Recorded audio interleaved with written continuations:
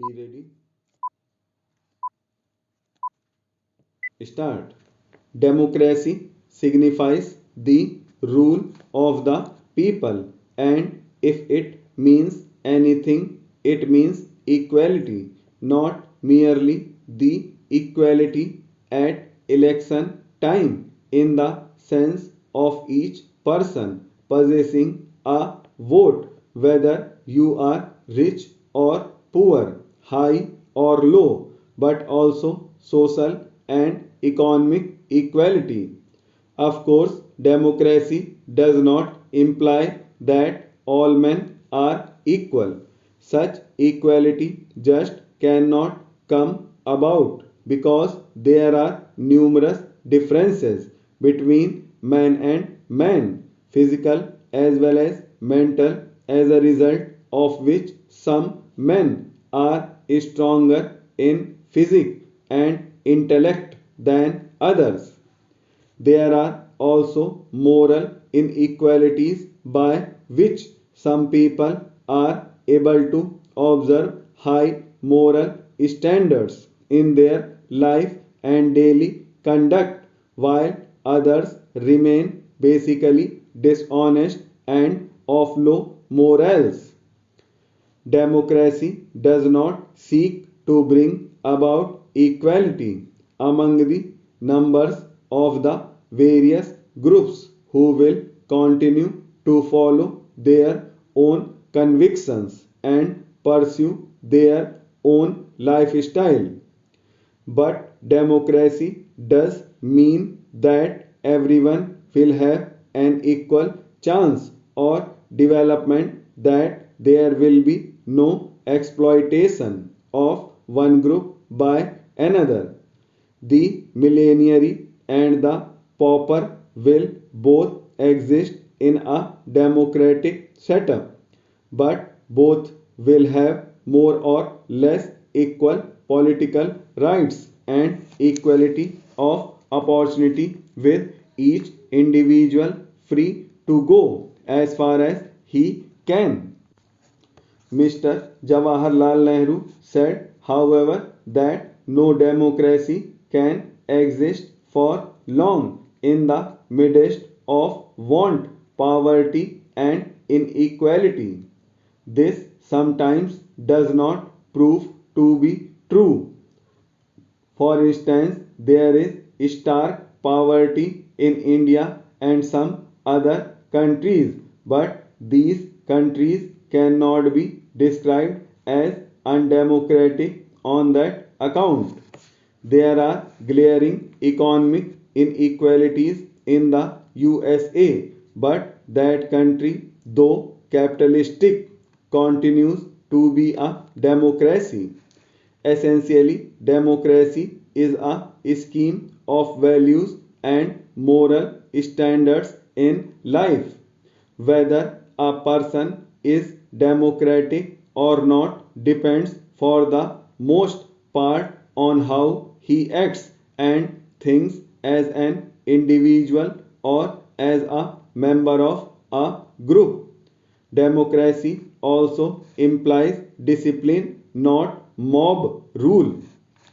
Equality must not be stretched to mean that no person in a democracy should recognize the superior merit of others and the need of choosing a group of people who would carry on the government on behalf of the people as a whole.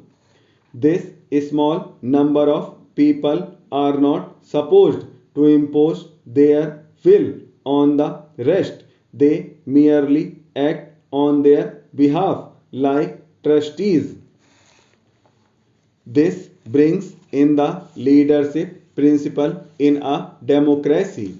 In every regime, there are leaders and there are followers. In a democracy, too, there are leaders, that is, persons of greater merit than ordinary ones, who are chosen representatives by the process of free vote and free choice and not by imposition.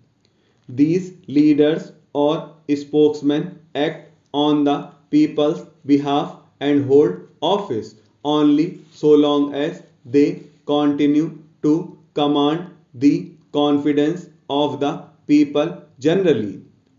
Therein lies the difference between leaders in an undemocratic setup and leaders in a democracy. In an undemocratic country, the leaders are not freely chosen but force themselves on the regime by virtue of their superior wealth or influence. But in a democracy, everyone has the chance and the opportunity to become a leader of men on merit and in accordance with the will of the people themselves. It is obvious that if people live together and work together, they must live in an orderly way and not in utter confusion with each fighting another and questioning his right to order him or to hold office. So, some people have to be chosen to function as leaders. It is common knowledge that even herds of animals have leaders. They follow one of their lot who walks ahead, while others follow him blindly and with implicit faith. Since ancient days, tribes and groups of men living in jungles have selected someone as head or leader whom they argue to obey in order that the affairs of the group or society may be carried on smoothly.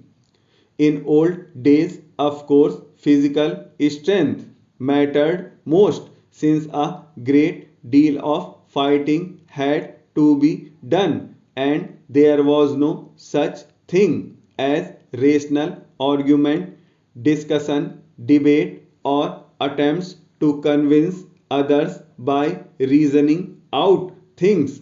All these are essential features of a democracy. The point is that leaders and followers have been in existence since ancient times because of sheer necessity. Great religious leaders moved millions and were worshipped or highly respected by the masses.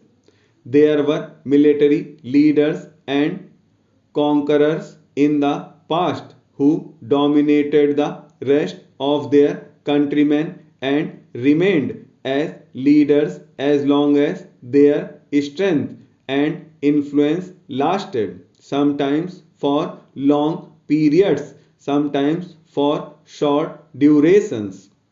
Clearly, leaders are the products of the existing conditions. This holds good for democracy also. Leaders emerge especially in a crisis. A particular situation creates them. In a democracy, the leaders are mostly political. Men and women are superior politically, who are good speakers and orators and who are respected and who, and this is the most important distinctions in a democracy, enjoy the confidence of the people generally, or at any rate the majority.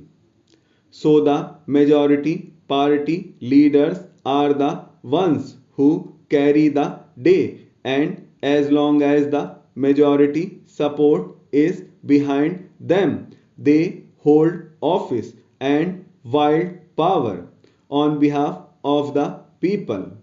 Majority rule becomes indispensable because unanimity is rare in this world and it is not always a healthy symptom either. It indicates the absence of independent judges and the tendency to blindly follow others. It also indicates the absence of a sense of discrimination between right and wrong, between good and bad.